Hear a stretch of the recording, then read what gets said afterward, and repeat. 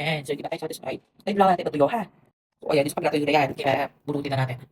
Okay, 1, 2, 3. Ayan na siya. Okay, ayan yung mga buhok. Ayan.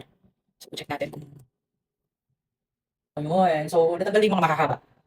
Maliliit na lang yung natira. Pero syempre kailangan pa rin natin ng mga konting buhok sa loob, di ba? So, hayaan natin yung pwede yun. Para hindi lang tayo snis, di ba? Wait lang. So, ayan, tuyo natin to. So, kaya eto na, be ready.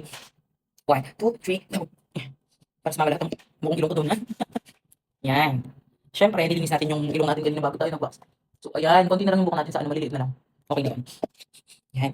So, yun yung tanggal. Ayan. O, bigyan natin sa kapatid ko ngayon. Ipagawa ko lollipop. So, ayan. Ito naman. Nakita ko yung buhok-buhok, kaya i-wax din natin to. Yan, para pa, wala tayong bigoto. Na-wax nga ni Ate Kai din to, kaso ngayon, shit.